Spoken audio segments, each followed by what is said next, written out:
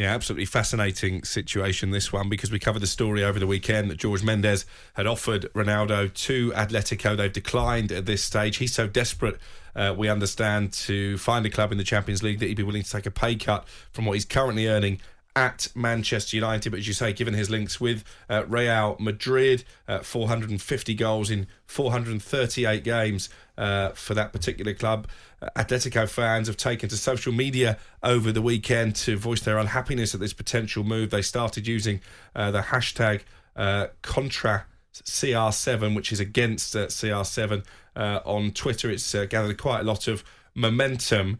When you say a lot of momentum, how many signatures and how many retweets and that? Is it that big, or is it sort of... Is it just a vocal minority? I think it's always going to be a vocal minority, but I think it's enough to get people talking. But you do wonder, because Jorge Mendes used this ploy, didn't he, last summer with Manchester United to try and get him back to Old Trafford, made out that Man City could come in and take one of their former prized assets. Is he doing the same to try and coax a bid from Real Madrid, you wonder?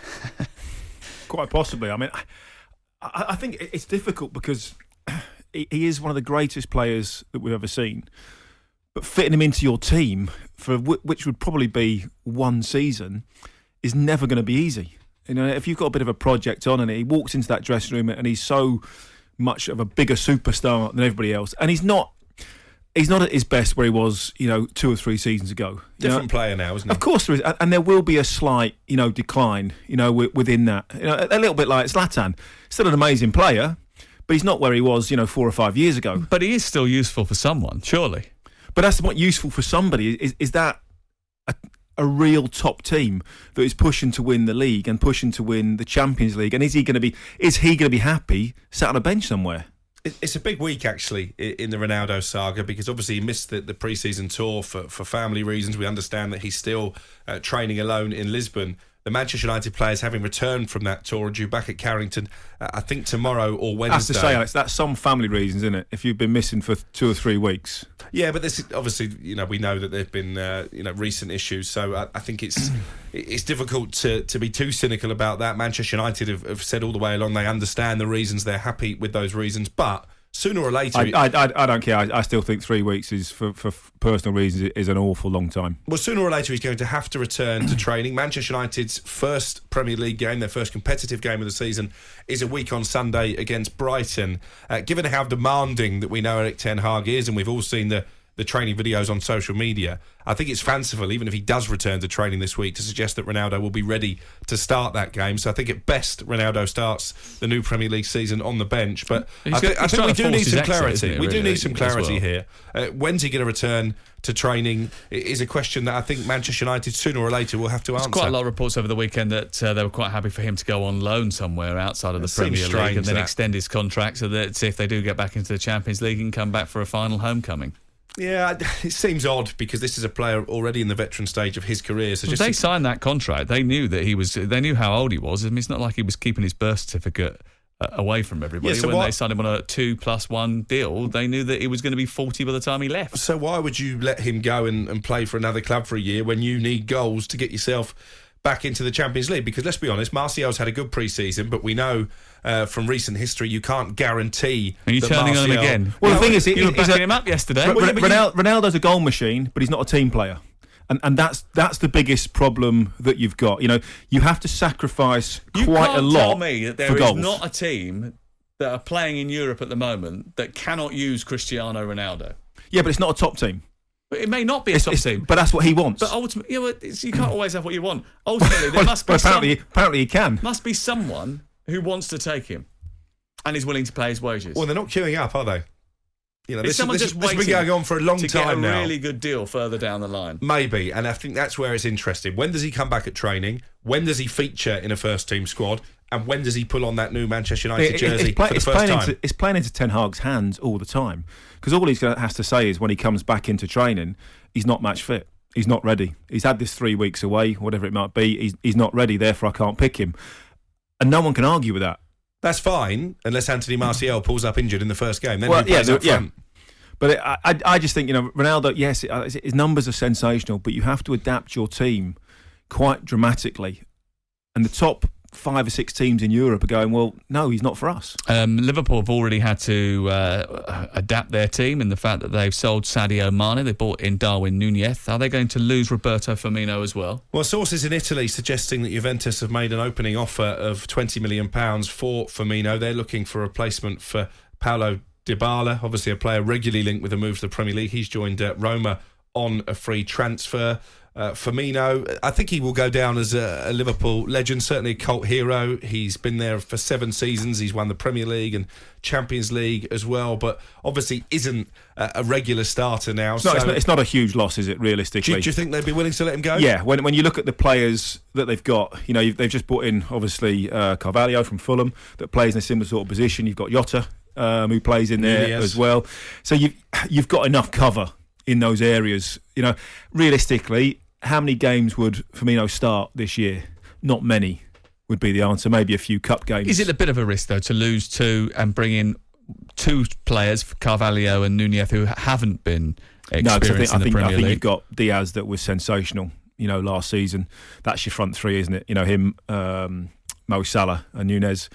And then you've got plenty of backup in those other areas. And they've got some young players coming through as well. Don't forget that they can, dip in and out. So, no, I don't think it's a huge risk. I guess it could come down to a sort of Raheem Sterling situation where ideally probably Jurgen Klopp wants to keep him in the building, but out of respect, I've mentioned there's 7 years of loyal service. If he gets the chance to go to a club of the size and stature of Juventus and play regularly, maybe Jurgen Klopp would find it difficult to stand in his way. And might give Jurgen Klopp some extra funds to maybe bring in somebody else as well that he might have his eye on. They've had their eye on Bernd Leno at Arsenal for some time now, Fulham, but they're going to change their mind, are they? Well, I wouldn't say this one's definitely off the table. I think he's keen to go, keen to be a number 1 in the Premier League. Obviously, his agent came out with those quite inflammatory comments suggesting that actually he's still the best goalkeeper at Arsenal, but clearly Mikel Arteta doesn't agree. Aaron Ramsdale very much in custody you don't agree of the shirt. either, because you're best mates with Ramsdale. Yeah, no, I'm a big fan of his goalkeeping ability. He was only stag do the other week. Was he? No, it's not. Is that a one-way best mates thing? Yeah.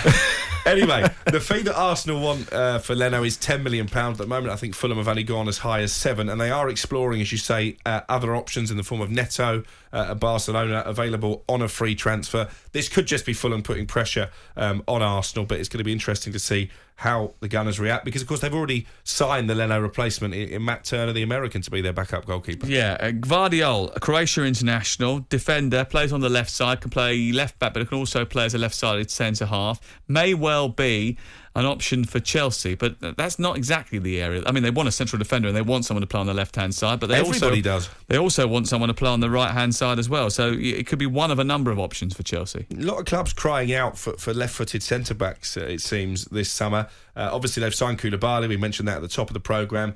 Still a bit of confusion over the Jules Koundé situation, because the Sevilla media are saying actually Barcelona are not that advanced in terms of talks. The Catalan press, who obviously are fed by Juan Laporta, are saying they've had a bid accepted. We know that Chelsea have offered £55 million. Is this Juan Laporta who speaks with a forked tongue? Because he said the other day Jules Koundé was a Chelsea player. There are certainly games being played, not for the first time this summer. And listen, we've spoken in what's happened to Nathan Ake at Chelsea as well? He's staying at Manchester City. I mean, that was because that sort of seemed like almost a done deal. Yeah, at one point. But basically, I think it was to do with the fact that Chelsea wouldn't meet the asking price, and then Arsenal went in for Zinchenko. They thought Manchester City that they would need someone who could play on that left-hand side. They've kept him. But Guardiola, yeah, a possible alternative if the Koundé deal doesn't happen. I've mentioned a few times that Upamecano is another possible option. I think what this shows is Chelsea need centre-backs, they need a centre-forward, but both those positions, they're fairly thin on the ground in terms of quality. That they like Kimpembe, but I think there's a lot of people who are maybe not sure that he would be a great addition. I think the centre-half position has been a dying art for several years now. You have to look at the... Virgil van Dijk is obviously exceptional in the Premier League. Before that, it was Vincent Kompany.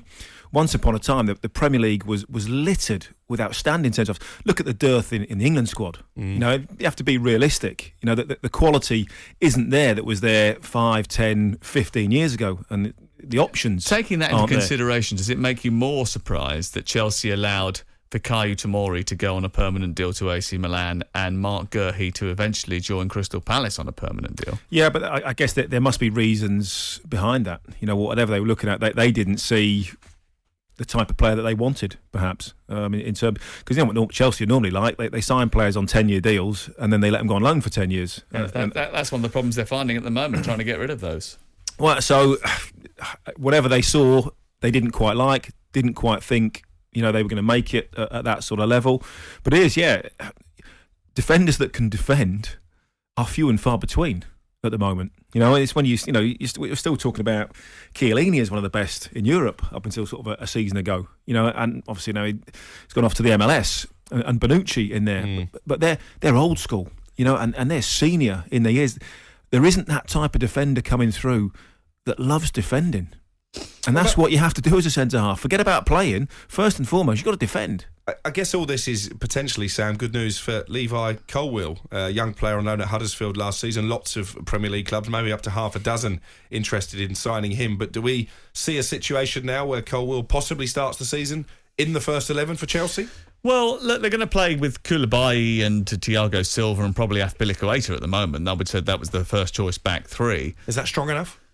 Well, Koulibaly and Thiago Silva obviously are excellent defenders, and Azpilicueta on his day is a great defender. Obviously, he's getting to the end of his career, and he's one of those who wants out of Chelsea. He wants to move to Barcelona. He wants to get something different on his CV because he's won every single possible club medal there is to win at Chelsea. Trevor Chalobah is also in that mix, but he's made one or two big mistakes over the course of pre-season and at the end of last season as well. So I don't know. I think it is definite that Chelsea want two more centre-halves before they'll feel comfortable going into the season. I think they need a central midfielder as well, a dynamic central midfield player. They hope that Conor Gallagher can become that player. If they let Ziyech go, if they let Pulisic go, two players who also want to leave, they're going to need another winger. Yeah, absolutely. Big business still to be done. But I guess with again, the season only 10 days away now, it's a worry for Chelsea fans. 10 days, but still 5 weeks of the transfer window, so don't panic too much. You're still going to be busy between now and the 1st of September. That was Alex Crook's transfer notebook. Should we close it for now? Jim White and Simon Jordan. Monday to Friday mornings from 10. On AM, on DAB, via the talkSPORT app and on your smart speaker. talkSPORT.